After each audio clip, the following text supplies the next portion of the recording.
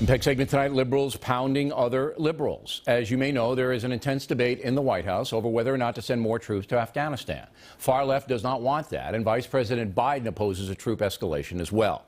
But it looks like President Obama will send more troops, and if that happens, Arianna Huffington wants Biden to resign.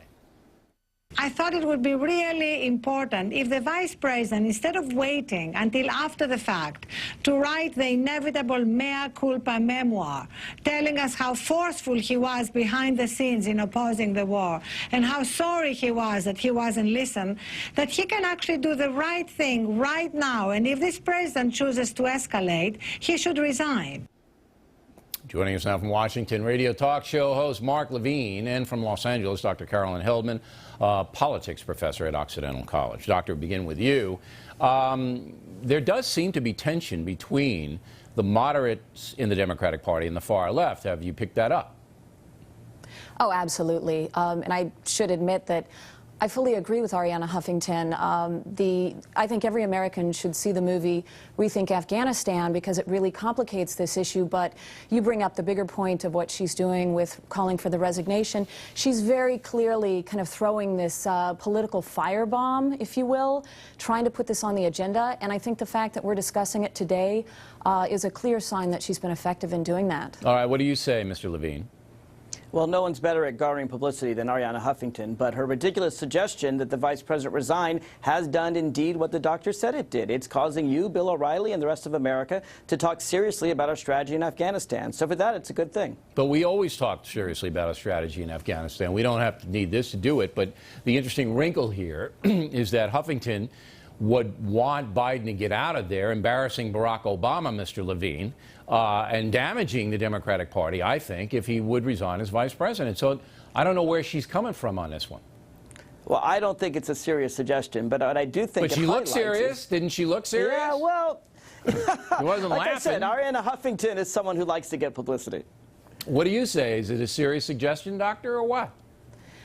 I would agree. I don't think it's a serious suggestion, but again, it has certainly raised the attention. And you mentioned earlier that you think we do have serious discussions. I think that your show, your viewers, are pretty well educated on the subject. However, the national debate on this is paltry. I don't think folks know about what a quagmire Afghanistan has become.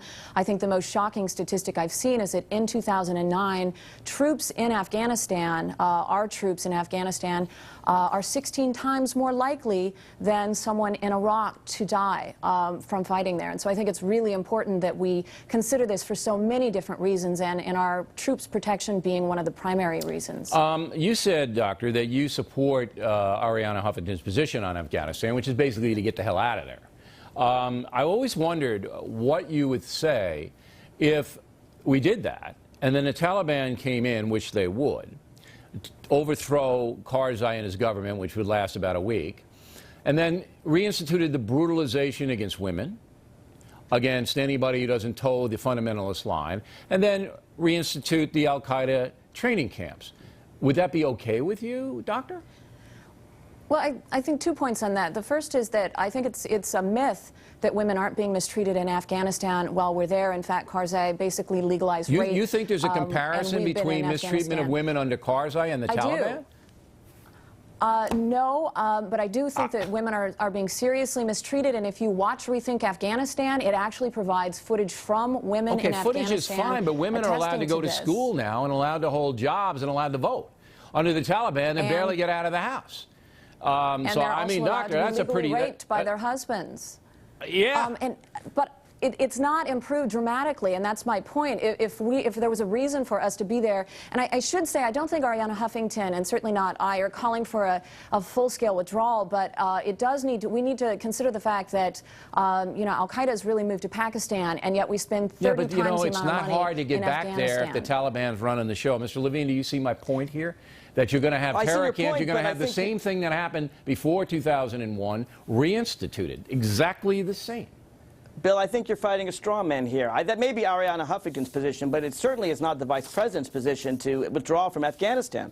I don't know many serious commentators that think we should immediately withdraw. The point of what Vice President Biden was saying is there's a smarter strategy, that Afghanistan is a very poor, very mountainous country. It's very hard to occupy every single town and hamlet, and it might be more appropriate to do a guerrilla strategy against them, too. It's possible, but when your commanders, your hand-picked commanders, Petraeus and McChrystal, are both saying, give us the troops, we need to provide security. But the far left, I think it's fair to say, doesn't care whether the Taliban come back and take over. I mean, they just feel it's not worth the fight.